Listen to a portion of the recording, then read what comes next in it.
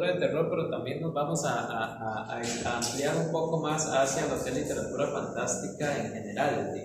Hicimos un poquito de publicidad engañosa, ¿verdad? Porque en realidad nosotros tres particularmente, y así como muchos otros autores de club de libros y también de otras editoriales del país, manejamos pues los diferentes géneros o subgéneros de la literatura fantástica, pues muy entremezclados, ¿verdad? Eh, entonces, por ejemplo, yo tengo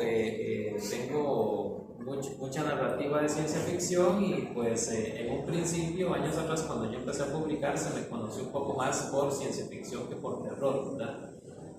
Con el tiempo he ido como ampliando un poco eso. He escrito ciencia ficción, relato fantástico, más clásico, y bastante terror. Y como ahorita van a ver, terror para adultos, pero también esta modalidad que se ha impulsado mucho del terror para niños y jóvenes, ¿verdad? Entonces, por ejemplo, bueno, nosotros creo que somos parte de un movimiento fuerte, digamos, de escritores costarricenses que han venido desarrollando el género fantástico, digamos que desde el año 2000 para acá, pero con más fuerza, sobre todo desde el año 2009, 2010 para acá, ¿verdad? Creo que ahí es donde empiezan a salir muchos más escritores. Bueno, el año 2010 es clave porque es cuando el Club de Libros empieza sus operaciones como editorial, ¿verdad?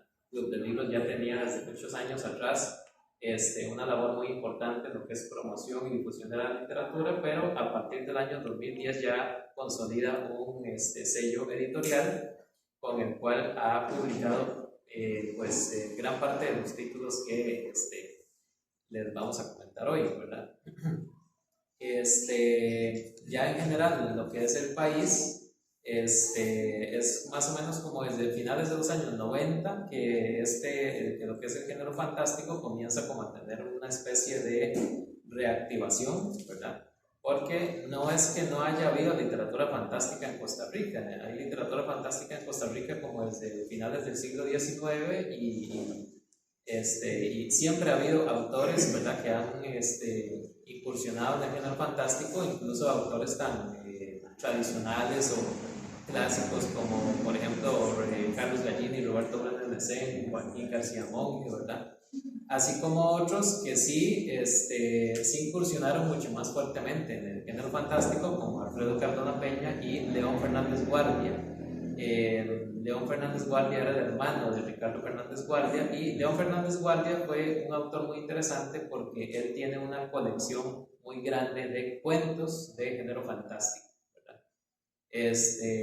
Cuentos que en su momento nunca se publicaron en formato de libro, solo se publicaron en revistas.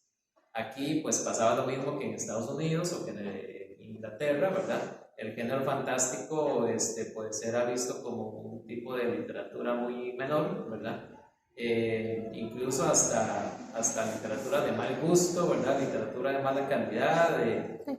Bueno, en la época victoriana esta literatura era casi vista como obscena, ¿verdad?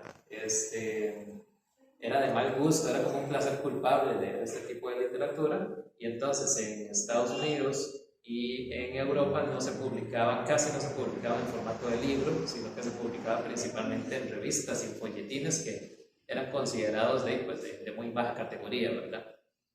Bueno, aquí no era muy diferente la situación, empezando porque en esa época, principios del siglo XX, no había pero ni editoriales en Costa Rica, ¿verdad? Lo que había eran imprentas. Ustedes ven de los años 50 para atrás en Costa Rica, todos los libros que hay nunca dicen editorial, taca, taca. Todos dicen imprenta y algún nombre ahí, ¿verdad? Eran libros hechos en imprentas, no eran hechos por editoriales.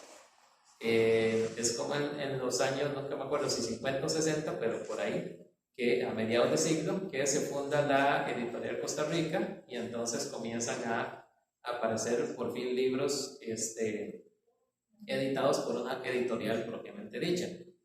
Luego empiezan a aparecer las editoriales universitarias de las universidades públicas, Y durante algunas décadas, pues la producción editorial costarricense estuvo muy pues, en manos de estas editoriales públicas, y es como a finales de los 90 y ya entrando a los 2000 que comienzan a proliferar las editoriales independientes, las editoriales privadas. Ahora hay cualquier cantidad de editoriales independientes en Costa Rica.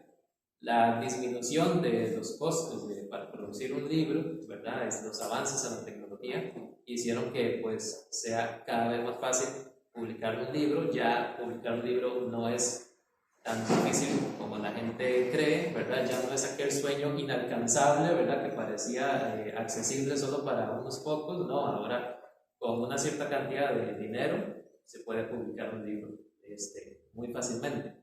Entonces, otra cosa que ha proliferado mucho en Costa Rica en estas últimas décadas es la publicación independiente.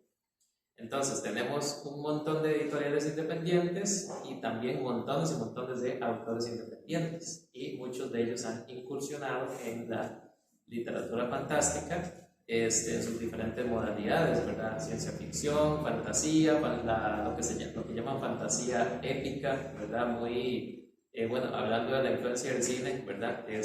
Muy influida por las sagas las grandes sagas cinematográficas, de fantasía, de ciencia ficción.